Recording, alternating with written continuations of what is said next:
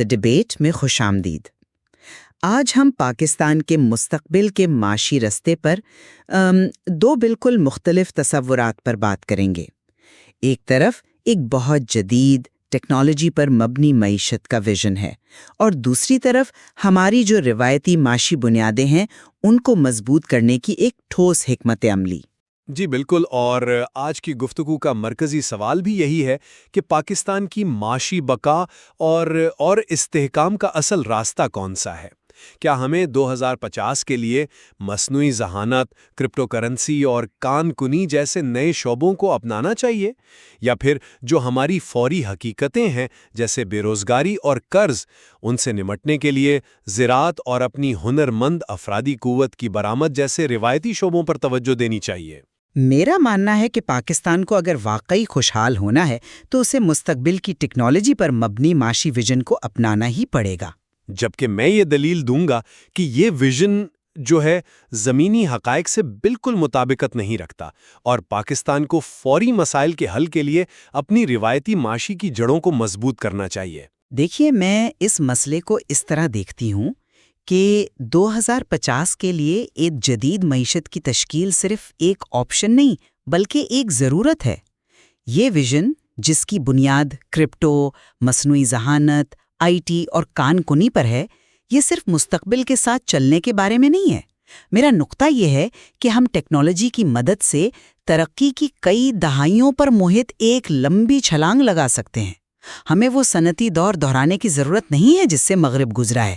ہم سیدھا knowledge economy میں داخل ہو سکتے ہیں۔ حکومت کا چین کی مدد سے ہزاروں افراد کو مصنوعی ذہانت کی تربیت دینے کا حالیہ اعلان اسی سمت میں ایک پہلا مگر بہت اہم قدم ہے۔ ہمیں یہ ماننا پڑے گا کہ ہماری روایتی معیشت اب رینگ رہی ہے۔ 2.5 سے 3% کی شرح نمو سے آپ ہر سال مارکیٹ میں آنے والے 40 لاکھ نوجوانوں کو نوکریاں کیسے دیں گی؟ یہ تو ناممکن ہے۔ موجودہ نظام ان میں سے آدھوں کو بھی روزگار نہیں دے سکتا۔ ہمیں معیشت کو چلانے کے لیے ایک طاقتور انجن کی ضرورت ہے، اور یہ جدید شعبے ہی وہ انجن فراہم کر سکتے ہیں۔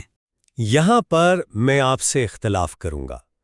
میرے نزدیک یہ جدید معیشت کا تصور ایک خوبصورت خواب تو ہو سکتا ہے، لیکن یہ ایک ایسا خیالی منصوبہ ہے جو ملک کے حقیقی اور فوری مسائل سے ہماری توجہ ہٹا رہا ہے۔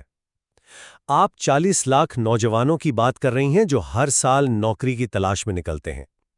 حقیقت اس سے کہیں زیادہ خوفناک ہے۔ ہماری آبادی کا 80% حصہ 40 سال سے کم عمر ہے۔ تو بات صاف ہے کہ ملک کے تقریباً 10 کروڑ لوگوں کو فوری طور پر ملازمتوں کی ضرورت ہے، اور ہمارا تعلیمی نظام وہ تو ان جدید شعبوں کے لیے ہنرمند افرادی قوت پیدا کرنے میں بری طرح ناکام رہا ہے۔ ہم نے ایسی نسلیں تیار کی ہیں جو نہ ملک کے اندر کسی کام کی ہیں اور نہ ہی باہر۔ جب ملک کی آدھی آبادی نیم خواندہ ہو تو ان حالات میں مصنوعی ذہانت اور کوانٹم کمپیوٹنگ کی باتیں کرنا یہ تو زمینی حقائق سے آنکھیں چرانے کے مترادف ہے۔ ہماری معیشت کی بنیاد زراعت ہے، جہاں ہماری 40% افرادی قوت کام کرتی ہے۔ ہماری بقا ان خیالی وعدوں پر نہیں بلکہ ان روایتی شعبوں کو مضبوط کرنے پر منحصر ہے جو آج بھی لاکھوں لوگوں کا پیٹ پال رہے ہیں۔ میں سمجھتی ہوں آپ کا خدشہ کیا ہے۔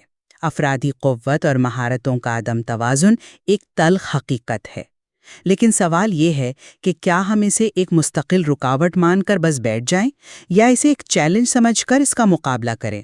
اگر ہم آج یہ سوچ کر جدید شعبوں میں سرمایہ کاری نہیں کریں گے کہ ہمارے پاس ہنرمند لوگ نہیں ہیں، تو یقین کیجئے ہم ہمیشہ ہی پیچھے رہیں گے۔ حکومت کا چین کے ساتھ مل کر ہزاروں افراد کو تربیت دینے کا منصوبہ اسی مسئلے کا ایک عملی حل پیش کرنے کی کوشش ہے۔ یہ صرف ایک شروعات ہے۔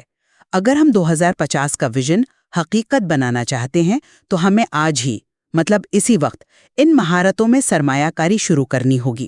اور ایک بات اور، 2050 کے منصوبے کا ایک اہم حصہ کونکنی بھی ہے۔ یہ ایک ٹھوس عملی شعبہ ہے جس کے لیے بہت اعلیٰ تعلیم کی ضرورت نہیں۔ یہ ہمارے لوگوں کی صلاحیتوں اور مزاج کے مطابق بھی ہے، اور اس میں ترقی کے بے پناہ مواقع ہیں۔ تو یہ کہنا کہ پورا منصوبہ ہی غیر حقیقی ہے، میرے خیال میں یہ درست نہیں۔ آپ کان کنی کی بات کر رہے ہیں جو ایک روایتی شعبہ ہے۔ چلیں، یہ بات تو ٹھیک ہے، لیکن آپ کے ویژن کا بڑا حصہ تو مصنوعی ذہانت اور IT جیسے شعبوں پر مشتمل ہے۔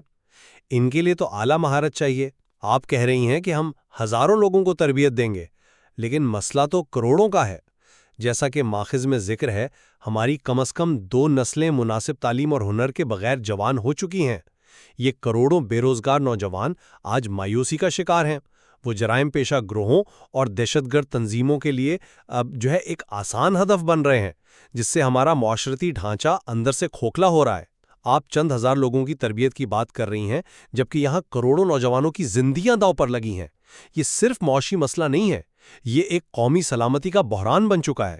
جب تک ہم اس وسیع آبادی کو بنیادی ہنر اور روزگار نہیں دیتے، مصنوعی ذہانت کا کوئی بھی منصوبہ صرف چند امیر لوگوں کو مزید امیر بنائے گا، جبکہ عام آدمی کی حالت بد سے بدتر ہوتی جائے گی۔ لیکن ہم کب تک اسی ناکام ماڈل سے چمٹے رہیں گے جس نے ہمیں اس بحران میں دھکیلا ہے؟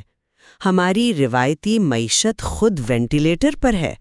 ماخذ کے الفاظ میں ہماری صنعت غیر منافع بخش اور فرسودہ ہو چکی ہے، یہ مر رہی ہے۔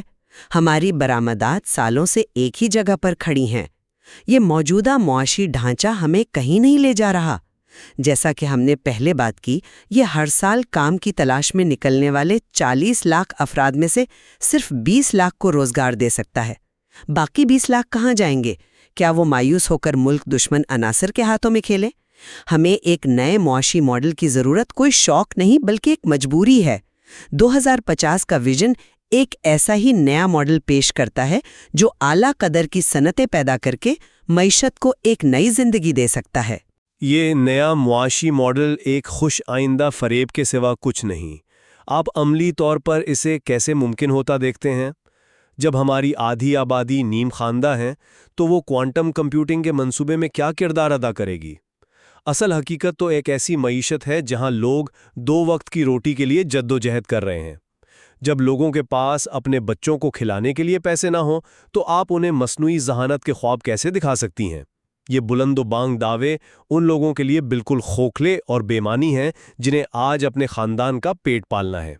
ہمیں ان شعبوں پر توجہ دینی چاہیے جو آج اسی وقت کام کر رہے ہیں اور نتائج دے سکتے ہیں۔ جیسا کہ ماخذ میں کہا گیا ہے، ہمیں اپنی ٹھوس معیشت کو چلاتے رہنا چاہیے۔ یہ نیا ویژن شاید چند لوگوں کو امیر بنا دے، لیکن ملک کی اکثریت کے لیے یہ صرف ایک سراب ہی رہے گا۔ ٹھیک ہے، تو پھر فوری مسائل کا حل کیا ہے؟ قرض کے بحران کو ہی لے لیں۔ کیا روایتی معیشت اس کا کوئی حل پیش کرتی ہے؟ نہیں، بلکہ ہم ہر سال مزید قرض لینے پر مجبور ہیں۔ 2050 کا ویژن اس کا بھی ایک جدید حل پیش کرتا ہے۔ ماخذ میں اشارہ دیا گیا ہے کہ ہمارے پاس جو اضافی بجلی ہے جسے ہم گریڈ میں ضائع کر دیتے ہیں، اسے ہم طاقتور کمپیوٹر چلانے کے لیے استعمال کر سکتے ہیں۔ یہ کمپیوٹر پیچیدہ ریاضیاتی مسائل حل کر کے ڈیجیٹل کرنسی جیسے بٹ کوائن بناتے ہیں۔ اس ڈیجیٹل کرنسی کو پھر عالمی منڈی میں ڈالر کے عوض بیچا جا سکتا ہے۔ یہ گویا بجلی کو ڈیجیٹل سونے میں تبدیل کرنے جیسا ہے۔ یہ ایک تخلیقی حل ہے جو ہمیں قرض کے چکر سے نکالنے میں مدد دے سکتا ہے، بجائے اس کے کہ ہم مزید قرضوں کے لیے کشکول لے کر پھریں۔ یہ سننے میں تو بہت اچھا لگتا ہے، لیکن کیا یہ عملی ہے؟ ماخذ ایک فوری اور زیادہ قابل عمل حل پیش کرتا ہے۔ قرض لینا بند کریں اور پرانے قرضے چکائیں۔ اچھا، تو اس کے لیے ڈالر کہاں سے آئیں گے؟ ہمارے پاس برآمد کرنے کے لیے سب سے قیمتی چیز ہماری اپنی افرادی قوت ہے، ہمارے نوجوان ہیں۔ ہمیں اپنے موجودہ فنی تربیتی اداروں جیسے نافٹیک اور ٹی ویٹا کو جنگی بنیادوں پر فعال کرنا ہوگا۔ یہ وہ ادارے ہیں جن کا کام ہی نوجوانوں کو پلمبنگ، الیکٹریشین یا ویلڈنگ جیسے عملی ہنر سکھانا ہے، وہ ہنر جن کی خلیجی ممالک اور یورپ میں شدید مانگ ہے۔ اس سے نہ صرف ہمارے لاکھوں نوجوانوں کو روزگار ملے گا، بلکہ ہمیں وہ قیمتی زر مبادلہ بھی حاصل ہوگا جس سے ہم اپنے بیرونی قرضے اتار سکتے ہیں۔ دوسری طرف کرپٹو مائننگ ایک انتہائی غیر مستحکم اور سٹے بازی والا شعبہ ہے۔ آج جو چیز لاکھوں ڈالر کی ہے، کل کوڑیوں کی ہو سکتی ہے۔ کیا ہم اپنی معاشی قسمت کو ایسی سٹے بازی پر لگا سکتے ہیں؟ اس کے بجائے افرادی قوت کی برآمد ایک آزمودہ اور مستحکم راستہ ہے۔ آپ کی بات میں وزن ہے کہ افرادی قوت کی برآمد ایک آزمودہ راستہ ہے، لیکن یہ ایک قلیل مدتی حل ہے، ایک بینڈ ایڈ کی طرح۔ یہ معیشت کے بنیادی مرض کا علاج نہیں۔ ہم کب تک اپنے بہترین دماغ اور ہنرمند ہاتھ دوسرے ممالک کو بھیجتے رہیں گے تاکہ ان کی معیشتیں ترقی کریں؟ ہمیں پاکستان کے اندر اعلیٰ قدر کی صنعتیں قائم کرنی ہیں جو پائیدار دولت اور برآمدات پیدا کریں۔ کرپٹو میں اتار چڑھاؤ ضرور ہے، لیکن ٹیکنالوجی میں ہر نئی چیز کے ساتھ رسک ہوتا ہے۔ اگر ہم نے رسک لینے سے انکار کر دیا تو ہم کبھی بھی بڑی چھلانگ نہیں لگا سکیں گے۔ یہ ایک حساب شدہ خطرہ ہے جو ہمیں عالمی مالیاتی نظام میں ایک نیا کردار دے سکتا ہے۔ اور اگر یہ حساب غلط نکلا تو ملک پہلے ہی دیوالیہ پن کے دہانے پر کھڑا ہے۔ ہم مزید تجربات کے متحمل نہیں ہو سکتے۔ ہمیں ٹھوس اور قابل حصول اہداف پر توجہ مرکوز کرنی چاہیے۔ اور اسی سلسلے میں ایک اور اہم نقطہ غذائی تحفظ کا ہے۔ آپ مستقبل کے خوابوں کی بات کر رہی ہیں، لیکن اگر لوگوں کے پاس کھانے کو روٹی ہی نہ ہو تو مستقبل کیسا ہوگا؟ زراعت میں ترقی صرف پیٹ بھرنے کا نام نہیں، یہ غذائی تحفظ کو یقینی بناتی ہے اور عوام میں محرومی کے احساس کو کم کرتی ہے۔ جیسا کہ ماخذ میں خوبصورتی سے کہا گیا ہے، غذائی تحفظ کے ساتھ ہی تہذیبی امید پیدا ہوتی ہے۔ جب انسان کا پیٹ بھرا ہو تبھی وہ بہتر مستقبل کا سوچ سکتا ہے۔ زراعت اور خوراک پر مبنی صنعت میں کم سرمایہ کاری کی ضرورت ہوتی ہے اور یہ مشرق وسطیٰ سے سرمایہ کاری کو بھی آسانی سے راغب کر سکتی ہے۔ یہ ایک ٹھوس بنیاد ہے جس پر ہم کسی بھی مستقبل کی عمارت کھڑی کر سکتے ہیں۔ ان حقیقتوں کو چھوڑ کر غیر یقینی تکنیکی خوابوں کے پیچھے بھاگنا دانشمندی نہیں، پہلے گھر کو تو ٹھیک کر لیں۔ دیکھیں، یہ ایک دوسرے کی ضد نہیں۔ کوئی یہ نہیں کہہ رہا کہ زراعت کو ترک کر دیا جائے یا افرادی قوت کو برآمد نہ کیا جائے۔ یقیناً ہمیں اپنی زراعت کو جدید بنانا ہے، ہمیں غذائی تحفظ چاہیے، لیکن صرف روایتی شعبوں پر اپنی تمام تر توانائی مرکوز کرنے کا مطلب یہ ہوگا کہ پاکستان باقی دنیا سے ہمیشہ کے لیے پیچھے رہ جائے گا۔ دنیا مصنوعی ذہانت، کوانٹم کمپیوٹنگ اور بائیو ٹیکنالوجی کی طرف تیزی سے بڑھ رہی ہے۔ اگر آج ہم نے ان شعبوں میں قدم نہ رکھا تو 2050 میں ہم کہاں کھڑے ہوں گے؟ ہم آج بھی وہی گندم اور کپاس بیچ رہے ہوں گے، جبکہ دوسرے ممالک علم اور ٹیکنالوجی بیچ کر ہم سے کہیں آگے نکل چکے ہوں گے۔ 2050 کا منصوبہ صرف حال میں زندہ رہنے کا نہیں، بلکہ مستقبل کو محفوظ بنانے اور اس کی قیادت کرنے کا نام ہے۔ یہ دونوں کام ایک ساتھ کرنے ہوں گے۔ لیکن آپ اس بنیادی اصول کو نظر انداز کر رہی ہیں کہ مستقبل کی بنیاد حال پر رکھی جاتی ہے۔ اگر بنیاد ہی کمزور اور کھوکھلی ہو تو اس پر کوئی عالیشان عمارت کھڑی نہیں کی جا سکتی۔ جب تک ہمارے نوجوان بے روزگار ہیں، جب تک ہمارا کسان پریشان ہے، جب تک ہماری صنعتیں بند ہو رہی ہیں، تب تک جدید ٹیکنالوجی کی باتیں بے معنی ہیں۔ ہمیں ترجیحات طے کرنی ہوں گی، اور ہماری پہلی ترجیح اپنے لوگوں کو بنیادی ضروریات اور روزگار فراہم کرنا ہونا چاہیے۔ جب ملک معاشی طور پر مستحکم ہو جائے گا، جب ہمارے نوجوانوں کی آنکھوں میں امید کی چمک واپس آ جائے گی، تب ہم مل کر مصنوعی ذہانت اور کوانٹم کمپیوٹنگ کے خواب بھی پورے کر لیں گے۔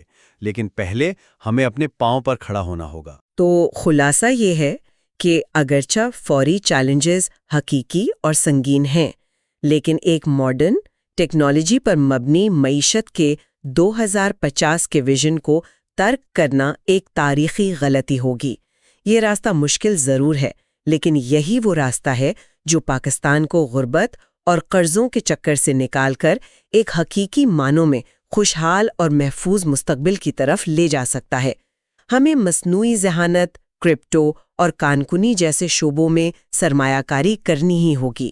یہ صرف معاشی ترقی کا نہیں بلکہ قومی بقا کا سوال ہے۔ اور میرا خلاصہ یہ ہے کہ یہ جدید ویژن ایک خطرناک کھیل ہے، خاص طور پر جب ملک پہلے ہی ایک گہرے بحران کا شکار ہے۔ ہماری فوری ترجیح اپنی ٹھوس معیشت کو مستحکم کرنا ہونا چاہیے، ہنرمند افرادی قوت کی برآمد کے ذریعے لاکھوں نوجوانوں کو فوری روزگار دینا، زراعت کے ذریعے غذائی تحفظ کو یقینی بنانا اور قرضوں کے بحران سے عملی طور پر نپٹنا۔ یہی وہ ٹھوس اقدامات ہیں جو کسی بھی مستقبل کے لیے ایک قابل اعتماد اور پائیدار بنیاد بن سکتے ہیں۔ آج کے اس گفتگو سے یہ بات واضح ہے کہ پاکستان ایک دوراہے پر کھڑا ہے۔